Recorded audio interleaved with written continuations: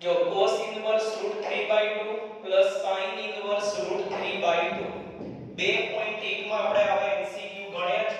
Direct જો 10મા ધોરણની જ કોષ્ટકની કિંમતો છે એટલે એમાંથી કિંમત મૂકી દઈએ. ધોરણ 10 cos ની કિંમત √3/2 ક્યાં થશે? cos 30 એટલે રેડિયનમાં શું લખાય? pi/6. ચલો 2 એમ થાય. sin ની કિંમત √3/2 ક્યાં થશે? 60 આગળ 60 એટલે pi/3.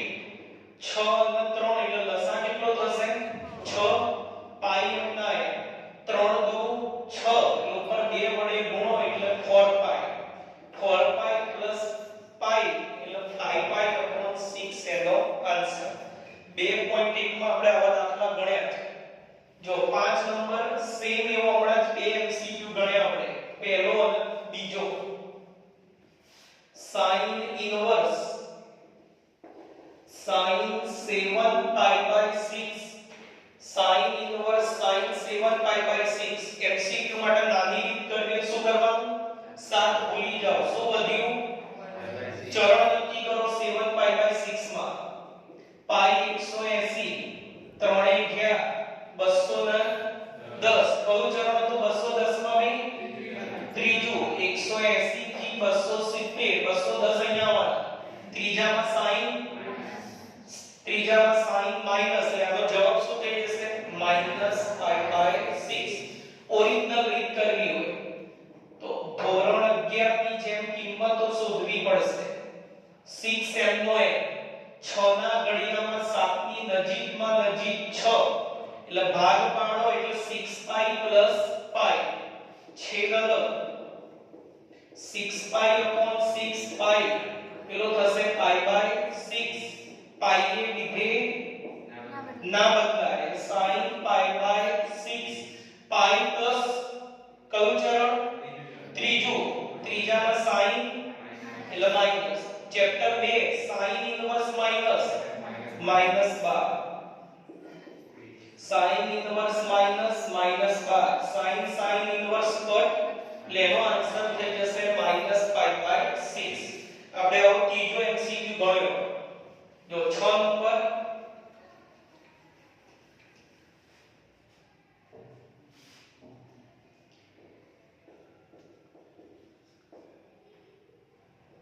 જો આમાં પણ પહેલા 10મા ધોરણના કોષ્ટક પ્રમાણે કૌંસમાં ગણતરી કરીએ. sin m નો m pi/3 m નો m sin ઇન્વર્સ -12 એટલે વચ્ચે માઈનસ છે શું થઈ જશે? પ્લસ. ધોરણ 10 sin ની કિંમત 1/2 30 એટલે રેડિયનમાં શું લખાય? pi/6. pi/3 plus pi/6 6 લસા એટલે 2 pi plus pi. 2 pi plus pi એટલે 3 pi/6. 3 દુ 6 ઉડી ગયા. sin pi/2 કેટલા થશે? 1. MCQ number 7 sin cos inverse 4/5. તો જો આમ શું કરવાનું? 12 sin છે તો cos ઇન્વર્સ ને sin ઇન્વર્સ માં લઈ જવાના. બુકમાં એવા દાખલા ભણ્યા હતા આપણે. કોઈના પણ આ રીતે એકબીજામાં ફેરવવા હોય તો આપણે ત્રિકોણવાળી રીત કરતા હતા.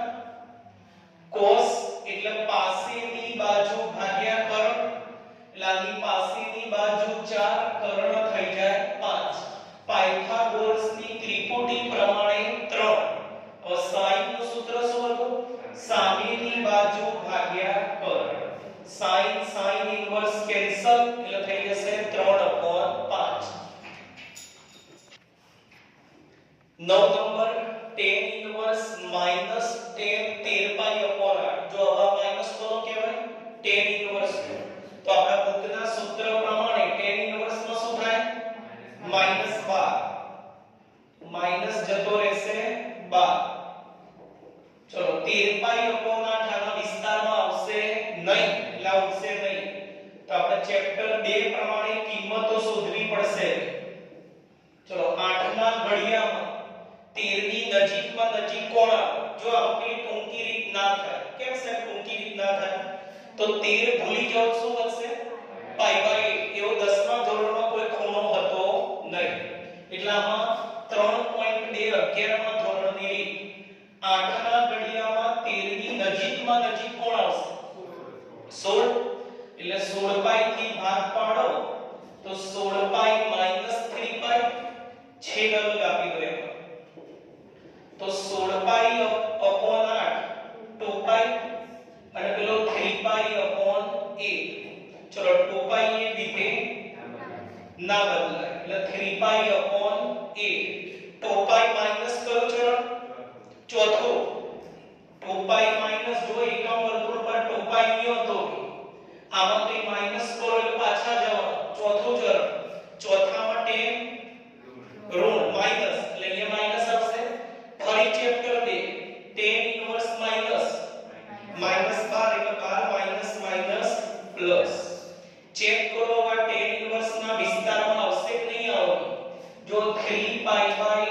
8 પાઈ 180 અને ભાગ્યા 8 180 ગુણ્યા 3 અને ભાગ્યા 8 કરો 67.5 કેવું કી આવશે કદાચ બરાબર કેલ્સીમાં ગણતરી કરશો તો 67.5 અને 10 ઇન્વર્સ નો વિસ્તાર શું હતો -π/2 થી +π/2 -90 થી +90 આવશે અંદર આવી જાય એટલે 10 ઇન્વર્સ કટ આન્સર થઈ જશે 3π/8 જો 8 નંબર cos 10 ઇન્વર્સ 4/3 હમણાં 7 નંબર ગણ્યો એ જ રીતે 10 ઇન્વર્સ છે અંદર તેના આપણે cos ઇન્વર્સ માં ફેરવીશું બરાબર આંતર સંબંધના સૂત્રો વાપરી એના કરતા રીત સરળ પડશે ત્રિકોણ વાળી રીત ત્રિકોણ દોરો કાટકોણ થીટા ધારીનો tan એટલે સામેની બાજુ ભાગ્યા પાસેની લાની સામેની બાજુ 4 પાસેની બાજુ 3 પાયથાગોરસની ત્રિપુટી પ્રમાણે 5 cos એટલે પાસેની બાજુ ભાગ્યા કર્ણ એટલે 3/5 cos cos ઇન્વર્સ કટ એટલે 3/5 જવાબ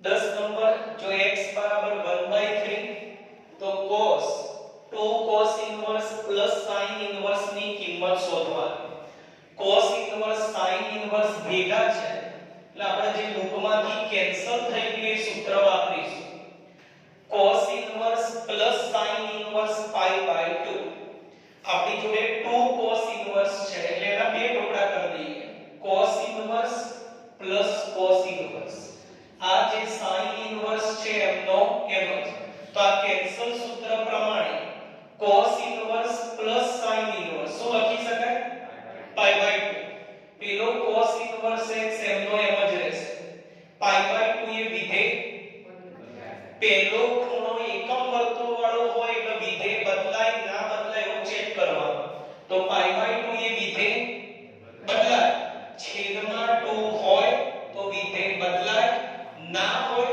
તો વિધેય ના બદલાય એટલે cos છે શું બની જશે sin આ એમનું એમ જ ચરણ નક્કી કરો તરત જ π/2 પ્લસ કયું ચરણ બીજામાં cos ઋણ એટલે આગળ હવે આ બે સરખા કરી ઉડાડી દઈએ તો sin છે તાની sin ઇન્વર્સ માં ફેરવો cos ઇન્વર્સ ને sin ઇન્વર્સ માં કે sin ઇન્વર્સ ને cos ઇન્વર્સ માં ફેરવો એટલે ટૂંકી વર્ગમૂળમાં 1 માઈનસ અહીંયા જે ખૂણો હોય એનો વર્ગ કરી દેવાનો cos ઇન્વર્સ ને તમારે sin ઇન્વર્સ માં ફેરવવો હોય તો sin ઇન્વર્સ ને cos ઇન્વર્સ માં તો વર્ગમૂળમાં 1 માઈનસ જે હોય એનો વર્ગ કેન્સલ થઈ જાય હવે x તમને આપેલા છે 1/3 એ અંદર મૂકી દઈએ x ની જગ્યાએ 1/3 એનો સ્ક્વેર એટલે 1/9 9 એલસીએમ લસા 9 - 1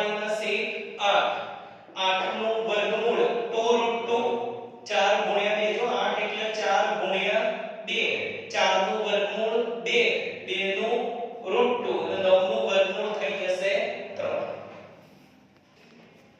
જો 12 number cos square sin inverse 1/2 sin square cos inverse 1/2 inverse વાળા જોડે જે અંદર કિંમત છે 1/2 એ 10મા ધોરણના કોષ્ટકની કિંમત છે એટલે 10મા ધોરણના કોષ્ટક પ્રમાણે